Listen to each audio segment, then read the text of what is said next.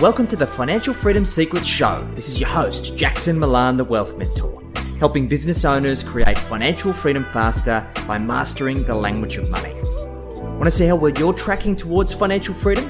Complete our 40-point financial performance scorecard at wealthhealthcheck.com.au. That's wealthhealthcheck.com.au. The average score for most business owners is 18 out of 40. So complete the scorecard now and see how well you're tracking towards financial freedom. G'day guys, this is Jackson Millan, the Wealth Mentor, and we're here for another episode of the Financial Freedom Secrets Show. And I have a new friend here today, Rik Schnabel, who is a mindset and NLP expert. He's had a wealth of experience in life and in business, helping people navigate tough times and be able to really kind of uncover their peak performance. And I think particularly in the economic climate that we're in, there's a lot of uncertainty. There's a lot of businesses who are going through really tough times. But I think in these tough times, there is a tremendous opportunity in order to tap into exponential growth. And that requires you to have the right mindset in order to do that. So I'm really looking forward to getting stuck in. So Rik, thanks for making the time, mate. How you doing? I am doing fantastically. Thank you. And thank you for having me on the program. Mate, looking forward to having a chat. So for those who may not know you or be familiar with your work, give us a little bit of your origin story, mate. Okay. The place that I was at before I started Life Beyond Limits was kind of like the place I had to be. You know, people sometimes don't take action on problems until they hit their brick wall or their worst possible scenario. And I was at a point that, I was born from migrant parents. They had a poverty mindset, which, came from their conditioning. And they were born in Germany during, just prior to World War II, depression. Then all of a sudden the war broke out and it was a horrible time for them. They were under Hitler's rule, which was, we all know how that all turned out. And so they then migrated to Australia. And of course, they came with all their baggage. One suitcase each, but a whole bunch of baggage. And so I was brought up in that world. So I only knew that world. So I knew a world of poverty. You complained about your bills. You did what all poor people do. You try to get the best deal when you buy things. And you buy stupid things you don't need. You waste money everywhere. You save and spend, but you never invest. And it was really at the point where I was 40. So I'd lived for 40 years with depression, anxiety, and a whole bunch of problems and money issues. When I found myself at a point, my wife reported to me that we just had our first child, down to $27 in our bank account. And I was freaking out. Like, I'm thinking to myself, this is it. We've finally hit this point. I'm going to be homeless. And I just pictured my wife, my newborn child, my daughter, and I in a laneway. And I was living in Melbourne. So I was imagining ourselves living in, Flinders Lane, in a laneway, in a box or, under newspapers or something. And it was such a horrifying thought. But prior to that, I had learnt neuro-linguistic programming. I had graduated as a coach. I also worked with a crazy American guy who started saying, Rik, do you realize that your financial world is all up here? It's all here. It's not your skills. It's not your values. It's not your assets. It's all up here. And I was working in a sales job at the time, and I was doing the worst ever job of it. The sales director said, you, my friend, are the worst salesperson in the history of this company. And, what does that really mean? To give you a sense of this, in 8 months, I brought in a grand total of $3,500. Wow. So, that's a death knell. So I'm thinking homelessness, lose job, I'm going to lose everything, and that's going to be the rest of my life. So I did something. I worked with a coach, And this coach said to me, Rik, your biggest problem is sales, right? Let's focus on that. So he said, what do you think of salespeople? And I said, oh. And I felt my answer coming up. And I said, they're sleazy. They'll sell their own grandmother. I don't trust them, etc. Which, by the way, is BS, belief system. And essentially what he said is, he said, that's your problem. Close your eyes. Imagine yourself being the best salesperson in the history of this company. The opposite. Tell me what you feel or think as a result. And I thought, God, I don't even trust myself now. And he said, this is a values conflict. You value kindness, you value honesty, you value being a good person, you're a people pleaser. That's your problem. He said, you've got to shift this. So we did some work. To cut a very long story short, there was quite a few things that happened in that moment, but all of a sudden, I started getting phone calls that I would make half a year's income in a phone call. And all of a sudden, these, my annual salary, which I had prior to the sales role, I was making a month. So I started making my annual salary in a month. And, a friend of mine said to me, oh my God, you're earning more than John Howard, who was the Prime Minister at the time. And he said, you work a tenth of the time he does. You have commitments. He has this, and you're living life large now.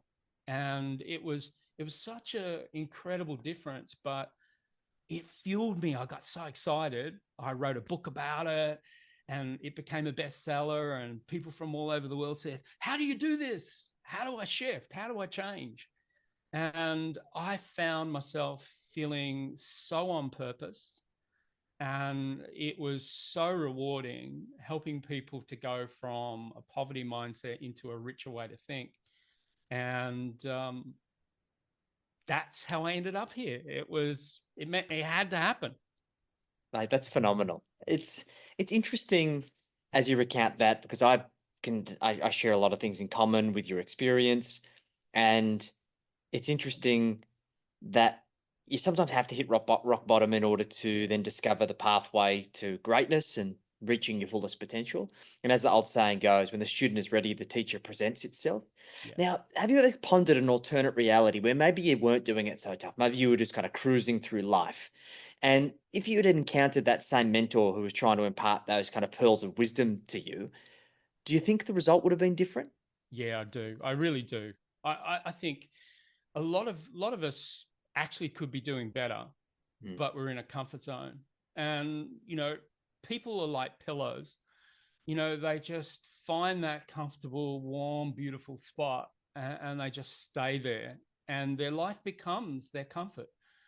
To actually get to a point of discomfort, into a new life, there's usually that one corridor of a bit of discomfort, till you get to a new realm. I'll give you a classic example. It's in another topic, but there's one particular gentleman has got incredible knowledge, very smart man, but very dumb in that he's stuck in his comfort zone. And he modeled his parents' patterning, as to how you raise kids.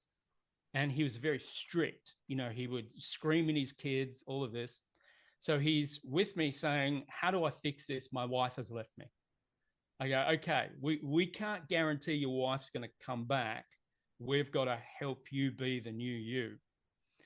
And so I did some work with him. He discovered that he was just modeling his mother. His mother used to shout at him at meals and all of that. And I said, I want you to be fun father. I want you to take the pressure off your kids. I want your kids to be kids, you to be the adult, but also bring out your kid as well. And I said, the first thing that happens, he complained that his daughter wasn't eating at the dinner table. I said, well, that's quite obvious. You put someone under stress, their gut tightens up.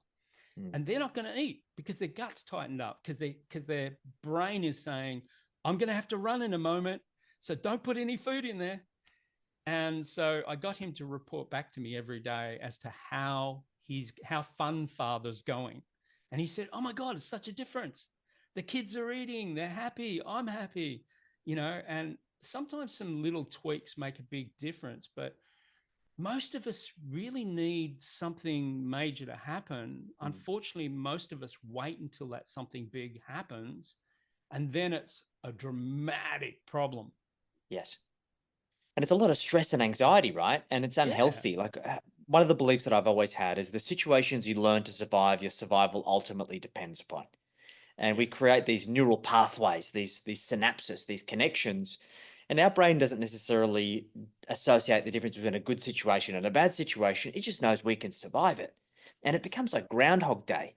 And I see so many people creating this vicious cycle of this roller coaster ride, particularly in business, of having amazing results, falling into hardship, and then proving that they can get themselves out of the hardship and back to amazing results. Is that a common theme that you observe, Rick?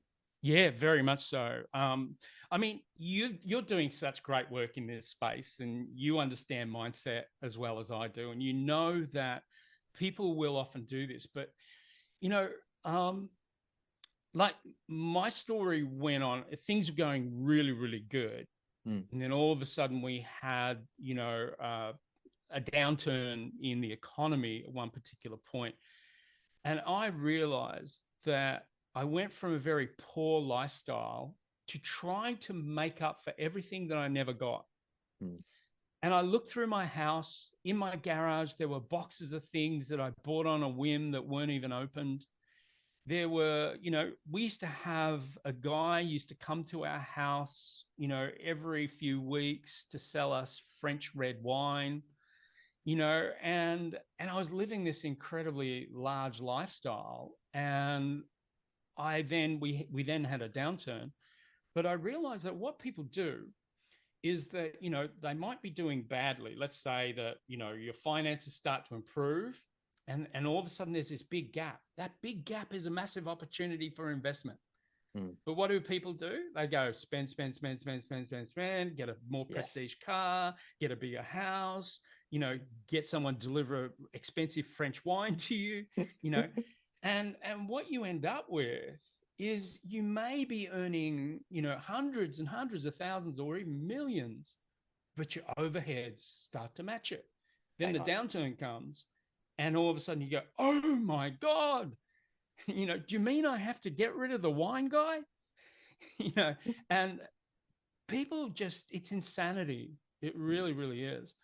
And I think the hardships that many people are facing right now, of course, many of us have theories about what's going on, and that can get very dark, of course. But the thing is, the thing that we've really all got to wake up to is that we're thinking far too short term. We're getting too comfortable, and we're not thinking long term at all. I mean, we're going to hit a massive crisis, pretty soon. There's a lot of people retiring, and many, particularly the baby boomers, there was no forced superannuation for many of them. And they're all going to get to a point where they're going to go, oh my God, how am I going to keep my lifestyle going in retirement? And of course, I can't. Yeah, it makes a lot of sense. So I believe the worst addiction is comfort. And with that observing and everything you're talking about, mate, there's so many similarities, right? Of this cash flow creep. I've gone through it too. Yeah. And when you get to that level of comfort, and I've tried to avoid self-sabotage, I've tried to synthetically create hardship through martial arts and through physical training. I do ultra running now. I'm actually running my first 60-kilometer ultra marathon next Congratulations. Sunday. Ooh. And I find it's just reminding myself of my power and my strength and my ability to persevere has been really helpful. But there are people out there who haven't endured a lot of hardship. Um, Maybe they've had it okay, right? They maybe come from a modest upbringing. They've never gone without anything. They've kind of gone through life and achieved some level of success. Maybe not necessarily high performers, but they certainly haven't gone through really tough times. Can those people synthetically create these catalysts for change? And how do they escape the grasps of this comfort, Rick? I think I think a lot of us, quite often, what we're aiming to do is, like that old analogy where, spending money we don't need to spend to try to impress people we don't even know. Yeah. And I think a lot of us are trying to live a particular lifestyle. I had an incredible crash in, that time that I was sharing. It was 1998. Sorry, 2008. And what basically happened was my whole lifestyle needed review, and I began to look at my life. Hugo Boss suits, prestige cars, gold watches, and I thought, this is ridiculous. This is crazy. I am trying to create this impression that is costing me a fortune. My ego has become the most expensive thing I own. And I went, that's it. No more prestige cars, no more gold watches, no more Hugo Boss suits, none of this. So, I was bragging the other day that I bought a $10 pair of jeans, and, I'd be the guy that would spend 180, 280 on a pair of jeans. That's stupid. That's just dumb, because, these are things that are just going to end up at the salvos, and I think a lot of us, to create a more synthetic opportunity, is we've got to create our own crash, revise our own lives and look at it. Like, many of us have got incredible assets. I'm working with a guy at the moment who, unfortunately, his whole system of share on the share market was terrible. He lost $3.5 million, which was the lion's share of his self-managed super fund. And I said to him, what if you had a good system, that wouldn't have happened? But he was living this lavish life as well, constantly buying to impress people around him. And, this created a big problem in his life. So I think synthetically, what we've really got to do is we've got to stop at this point and get off the hamster wheel and really review our life and think, how long-term is my vision? Am I thinking about my later years, or am I thinking about tomorrow or the next lunch? And I think synthetically, I think we all should be thinking in this particular way. Like, we don't know what's going to happen in these next few years. It seems like there's some people that are hell-bent on having World War III.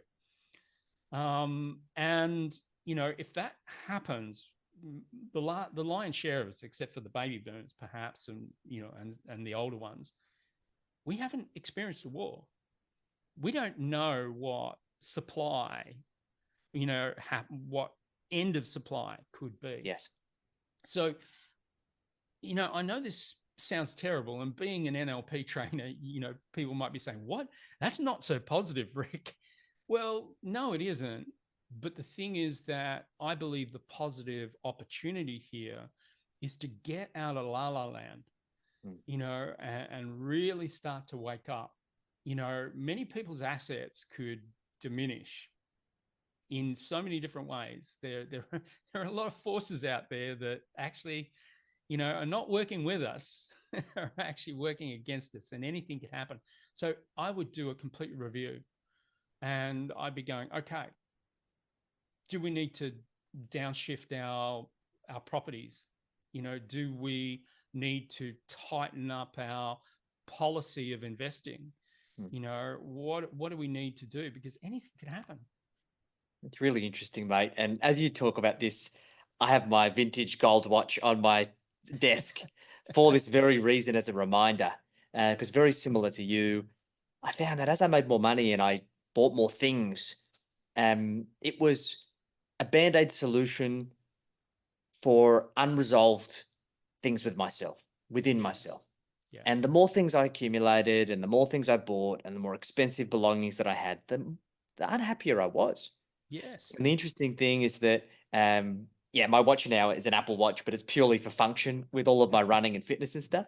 I haven't worn this in years. It literally just sits on my table as a reminder.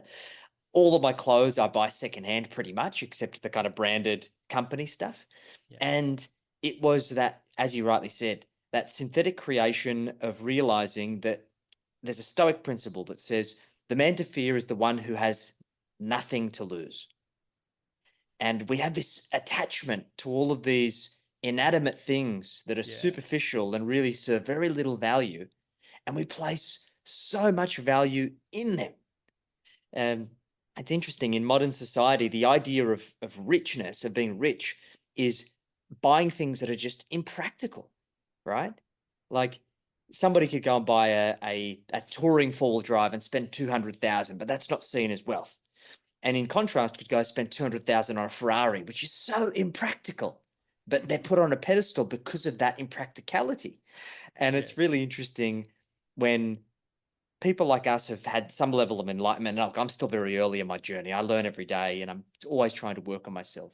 But there are, as you rightly said, so many people in la la land that unless they do something, they're going to have a very scary wake up call at some point in the future and realize how vastly unprepared they are. Absolutely. And I've seen this so many times in my coaching sessions. You'll be working with someone. I remember a particular gentleman. One question I often ask is, what happens if we fail? If we don't get to where you want to get to in our coaching, what happens if we fail? And this guy said, that's not an option. And I said, awesome. That's a great commitment, because we're got to work together. We're going to work together 100%. And I said, so what happens if we fail? He said, as I said, not an option. I said, well, tell me what happens. And he said, I lose my wife. I lose access to my kids. I lose anywhere between 40 to 70% of my net worth. It all erodes. All my success is gone if that happens. And I said, awesome. Let's get into what's really important and let's get your relationship back together. And I think a lot of us, everything's values. It's basically people value that success or wealth or notoriety or status, whatever it might be. It means everything under that is less. And so things fall away, our relationships with our family, our partners, begin to become secondary to this incredible goal. But it's all about our conditioning. I used to work on the dark side. I was in advertising, and we used to sell. We were very good at selling useless products to people who didn't need them, and I realize now that our conditioning from the very moment we are born is our problem. We have become conditioned. You just sit in front of a television for, commercial station for long enough, and you're going to feel inadequate. Yeah. And something that I remember back in the advertising days, one of the highest costs of advertising usually around the Sunday movie, or the news. The reason the news is so expensive is because it's very somber in tone. So it's 1 million people just died. We've had tornadoes, hurricanes. Oh my God, it's shocking. It's terrible, etc. And then all of a sudden the ad goes, oh, what a feeling.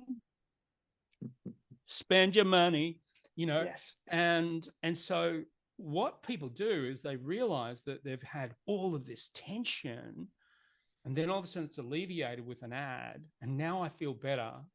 And I don't know why I need a new car, but I've just got to go out and buy a new car. Now I'm looking at my other car going, it's not shiny enough. Brakes could be better, creating reasons to basically spend more money. My neighbors don't look at me anymore like they did when I first drove that shiny thing up the driveway. I need my neighbors to look at me. Now, it's not that conscious. It's so unconscious. And our world, the thing that we've got to protect with all our might is our consciousness, because it is being stolen every single day. The ads are stealing bits of it. The educational system is telling us, that this is how you need to learn. You know, in one of our courses, I said to our students, I said, answer me this. In your whole education, primary, secondary, tertiary, adult education, when were you ever taught to learn?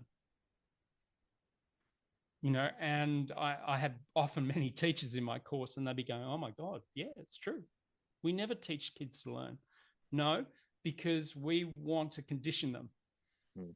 You know, that's what it's all about. And I think humanity needs to wake up to this, because if we don't learn to learn, and we don't learn to master our own consciousness, we've lost. Humanity has lost the game. Bang on. And I And think I this is the believe, value of this work, this NLP. Like I've done a lot of NLP work. I preach the value of it. My biggest breakthroughs have come off the back of working with people like yourself, Rik. And I think the interesting thing is that we've got these subconscious lenses and filters that we don't even realize are on, that yes, are completely controlling how we choose to see the world. And it's not until you work with someone like yourself that you're able to understand those and actually get into the driver's seat of changing those filters to what you want them to be. So I think that's the power of the work that you do. So mate, if you had to describe your ideal client, who's the perfect person that you would like to be working with? the person the person that I find I work with the most and love working the most is someone who is just starting to wake up. You know, they're not completely asleep. In truth, no one who is asleep really ever works with me. You know, because they don't even know they've got problems. They don't Mm. even know the cause of their problems. You know, metacognition, understanding what are the thoughts underneath the thoughts, very few people have.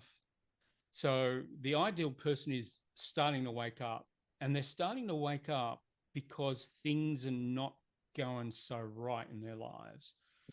You know, they're starting to realize that, their relationship isn't what it used to be. Their joy of going to work, doing what they do, isn't what it used to be. You know, so um, I love working with business owners, because the thing that's great about a business is it's got incredible upside. You can fix anything in a business, harder in a job, you know, because there's caps, you know, and they won't let you earn, you know, it's that whole, you earn just enough to keep you in the job, Mm. you know, and just enough not to leave. But the thing is, in a business, it's fantastic because you can come up with a new idea and you can double the business. You can massively improve the business. But in the saying so, I find I'm getting more and more and more responsible, even in businesses. I don't like working with businesses that don't do good in the world, you know, that don't add value to our communities, because I think that's where we've got to be strong. We've got Agree. to help each other now. You know, we can't be the soloists, the individuals out there doing it. We've actually got to start working together, which is, I think, the way of the future. I agree, mate. And I think people are waking up to that too, of realizing Yeah. that this isn't a selfish endeavor, that they need to be delivering more value than they're taking in return. So, mate, if people have listened or watched this and they've liked what you've had to say and they want to get in touch to explore how they could potentially work with you, what's the best way for them to reach you? The best way to reach us is Life Beyond Limits, our website, which is just lifebeyondlimits.com.au. You know, there's a contact page there. They can find out who they want to contact and for what reasons. There's also some freebies on the site if they like that sort of stuff. I know a lot of people want to kind of get a sense of you and all of that. There's lots of ways to do that, you know, but that's the best way. Beautiful. We'll include the links in the show notes. Now, mate, wrapping up, if you had to give us one last pearl of wisdom that people could take away and action as a result of our conversation today, what would that last pearl of wisdom be? The last pearl of wisdom is probably a bit of a no brainer. But the thing is that I would aim to create some level of clarity, you know, about what you really, really, really want from life. I think that's a question that most people never even ask themselves, you know, because it's too hard. It's infinite opportunity. They could do anything, be anything. But clarity is really where it's at. If you can get clear I saw a statistic that said 87% of people don't even like their jobs. That's a huge amount of lack of clarity. So we all should love our jobs. We all should love what we do, and so clarity is really my tip for people. Mate, I appreciate you sharing your wisdom. This has been fantastic. And guys, make sure you jump on the links in the show notes. And remember, a good idea in theory remains exactly that, just a good idea until you put it into practice. So make sure that you implement what we've covered on our conversation today. And we'll catch you next time on the Financial Freedom Secrets Show. Rik, thanks again, mate, and look forward to catching up again soon. Thank you, Jackson. It's been a pleasure and an honor being on your program. Thank you. Thanks, mate.